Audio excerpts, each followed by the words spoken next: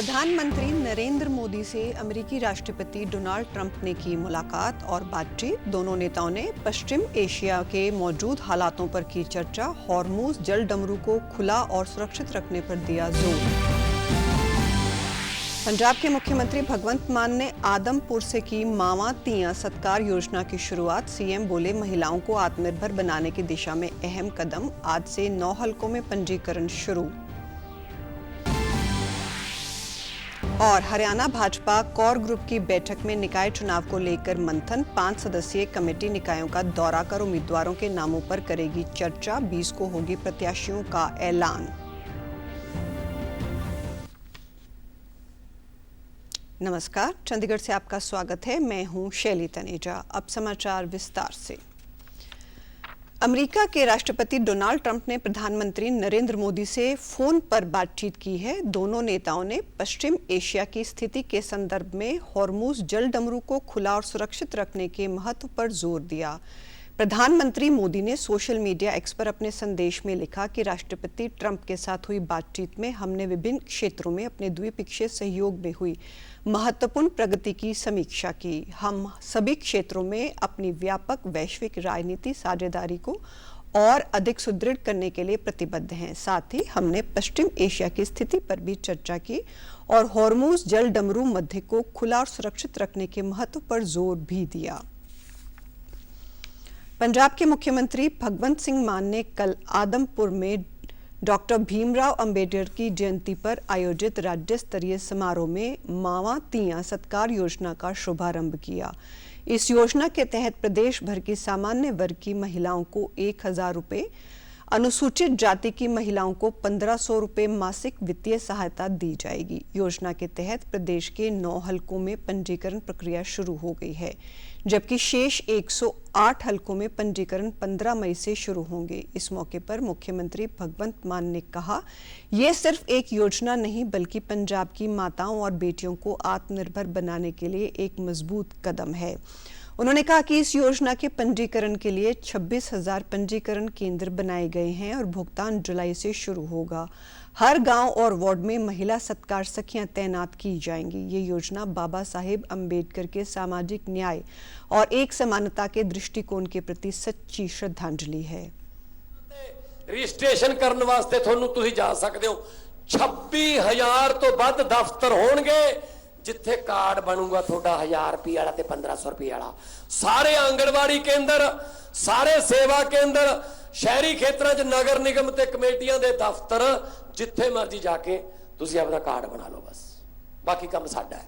आ विरोधी पार्टियां नूं रौला ना लैण भाई, अकाली दलां कोल पैसे बहुत होने, ना लैण अपनी अपने कह देण भाई अपने वर्करां वलंटियर नूं भाई असीं नहीं पैसे लैंदे, वधिया गल है, असीं वध दे देंगे इधर जे बच गए। भाजपा सांसद सतनाम सिंह संधू और वरिष्ठ नेता एच.एस. फुल्का ने कल तलवंडी साबो स्थित गुरुद्वारा श्री दमदमा साहिब में पंजाब के कृषि मंत्री गुरमीत सिंह खुडिया के साथ माथा टेका।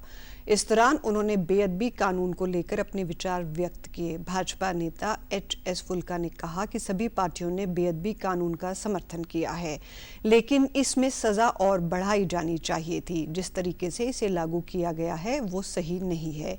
आम आदमी पार्टी सरकार ने शिरोमणि गुरुद्वारा प्रबंधक कमेटी को पूरी तरह नजरअंदाज किया है।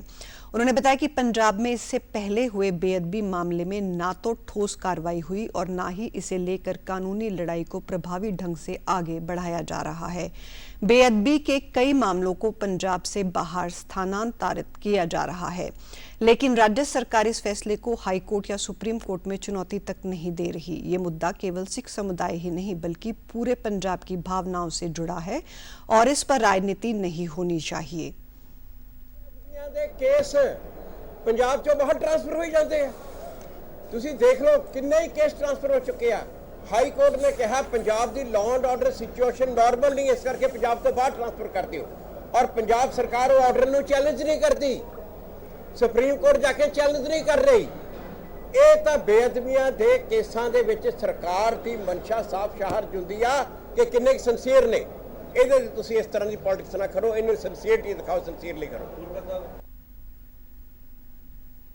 डॉक्टर भीमराव अंबेडकर की 135वीं जयंती पर कल पंचकूला में राज्य स्तरीय समारोह आयोजित किया गया, जिसमें केंद्रीय कानून एवं न्याय राज्य मंत्री अर्जुन राव मेघवाल ने बतौर मुख्य अतिथि शिरकत की। इस मौके पर उन्होंने कहा कि बाबा साहिब डॉक्टर भीमराव अंबेडकर की भूमिका केवल संविधान निर्माण तक सीमित नहीं थी, बल्कि उन्होंने सामाजिक न्याय, एक समानता और अधिकारों की लड़ाई को नई दिशा दी। केंद्रीय मंत्री ने नारी शक्ति वंदन अधिनियम को ऐतिहासिक बताते हुए कहा कि इससे महिलाओं को लोकसभा और विधानसभाओं में 33% आरक्षण प्रदान किया गया है। बोल रही है कि हम बाबा साहब का सम्मान करते हैं, वो बाबा साहब का सम्मान ना तो बाबा साहब का सम्मान उन्होंने जीते जी किया, ना बाबा साहब का सम्मान मरने के बाद किया कांग्रेस ने। अब जो यो कर रहे हैं वो कांग्रेस की मजबूरी है। ये पहला उदाहरण दे रहा हूं मैं आपको। रखा जा सकता था जयसुर खुलना, क्योंकि 50% से ज्यादा आबादी हिंदुओं की थी वहां। इस मौके पर हरियाणा के मुख्यमंत्री नायब सिंह सैनी ने कहा कि डॉक्टर भीमराव अंबेडकर ने शिक्षा को सबसे बड़ा हथियार माना और कहा था कि शिक्षित बनो, संगठित बनो और संघर्ष करो। शिक्षा, जागरूकता और एकता से ही समाज में सकारात्मक परिवर्तन लाया जा सकता है। बाबा साहेब के आदर्श में समानता और न्यायपूर्ण समाज के निर्माण की प्रेरणा मिलती है। संदेश को जन जन तक पहुंचाना है। इस सप्ताह की शुरुआत साथियों स्वच्छता अभियान से ये की गई है और बाबा साहेब के संदेश को जन जन तक पहुंचाने के लिए पंचकुला में मैराथन का आयोजन भी किया गया है। बाबा साहेब का सपना था कि एक ऐसा समाज जहां किसी व्यक्ति की पहचान उसकी जाति से नहीं बल्कि उसके कर्मों से और उसकी योग्यता से उसकी होनी चाहिए। पंचकूला स्थित भाजपा प्रदेश कार्यालय पंचकमल में कल पार्टी टी कोर ग्रुप बैठक बुलाई गई, जिसमें स्थानीय निकाय चुनाव और कई मुद्दों को लेकर मंथन किया गया। बैठक के बाद प्रदेश अध्यक्ष मोहन लाल बड़ौली ने बताया कि निकाय चुनाव को लेकर पार्टी 5 सदस्यीय कमेटी गठित करेगी, जो 15 और 16 अप्रैल को उन निकायों का दौरा करेगी जहां चुनाव होने हैं। इस दौरान चुनाव लड़ने के इच्छुक नेताओं से मुलाकात और विधायक व मंत्रियों से चर्चा करेगी।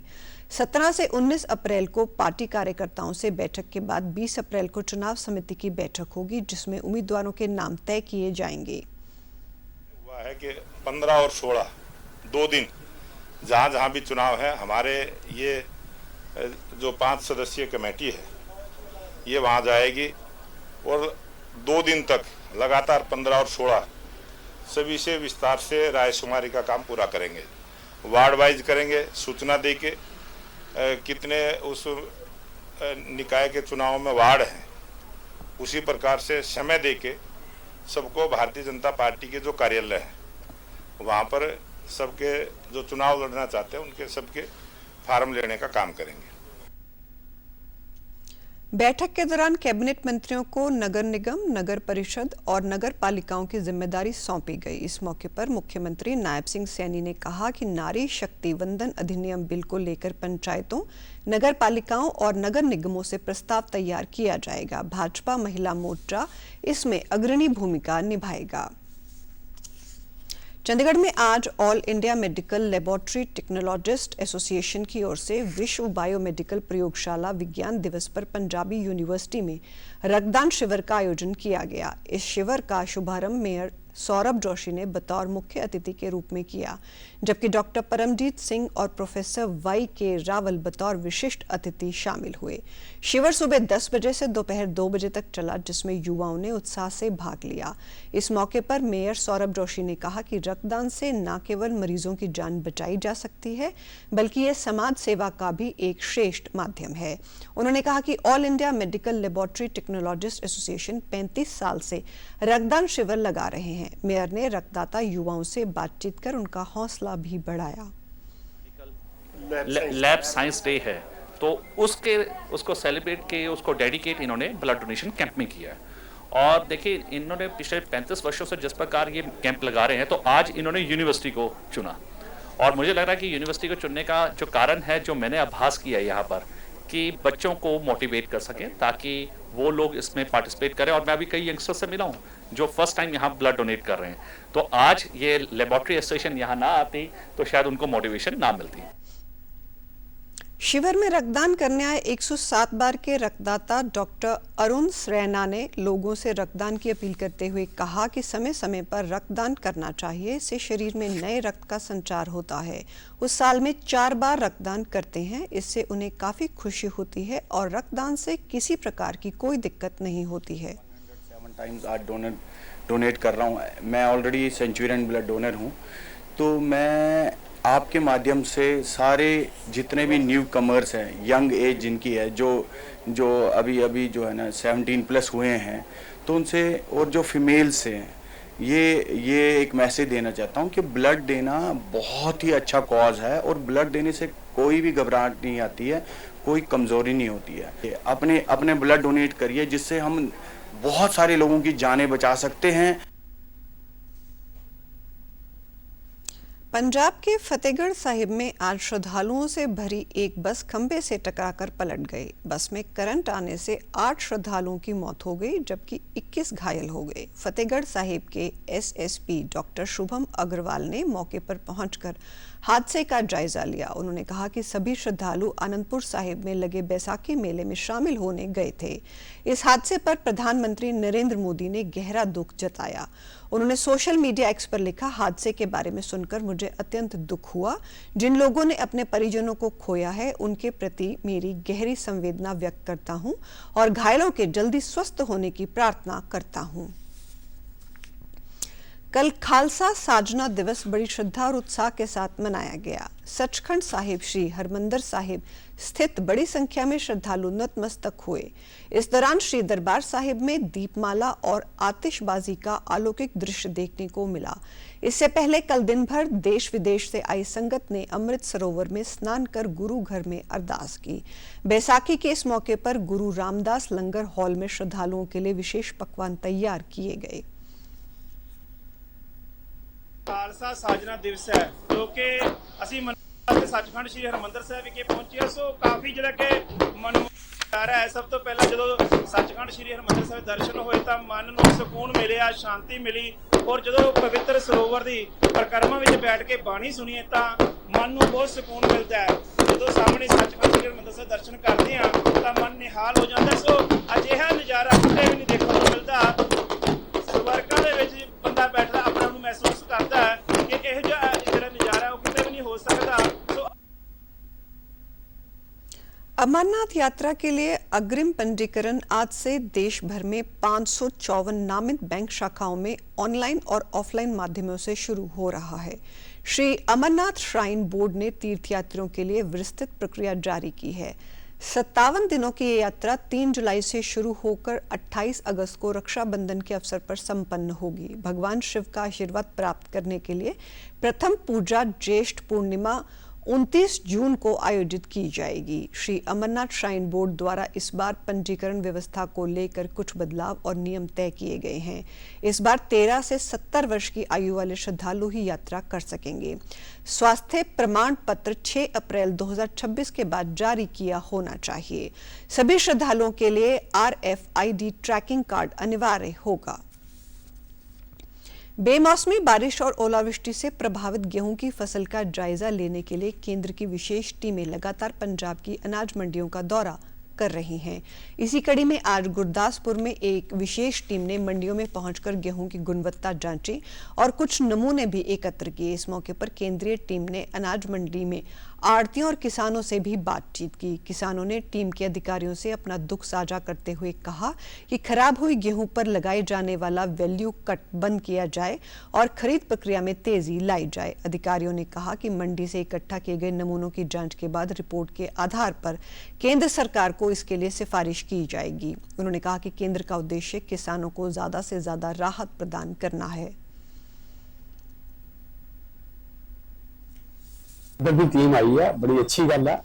ਉਹ ਜਿਹੜੀ ਵੈਰਾਈਟੀ ਹੈਗੀ ਆ ਉਹ ਚੈੱਕ ਕਰਨਗੇ, ਉਹਦਾ ਬੈਨੀਫਿਟ ਜ਼ਿਮੀਦਾਰਾਂ ਨੂੰ ਮਿਲੇਗਾ।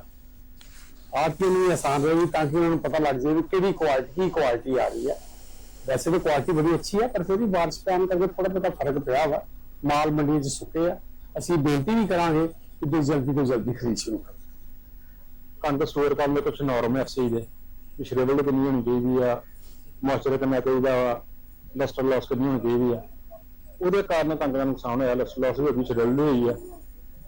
ਇਹਦੇ ਸੰਬੰਧ ਵਿੱਚ ਏਜੰਸੀਆਂ ਦੀ ਮੰਗ ਵੀ ਹੈਗੀ ਤੇ ਪੰਜਾਬ ਸਰਕਾਰ ਦੀ ਮੰਗ ਹੈਗੀ। और आप हमारे समाचार YouTube channel DD news Chandigarh, Facebook DD news Chandigarh, social media X व DD न्यूज़ CHT पर भी देख सकते हैं। इसी के साथ चंडीगढ़ से समाचारों का सिलसिला समाप्त होता है। नमस्कार।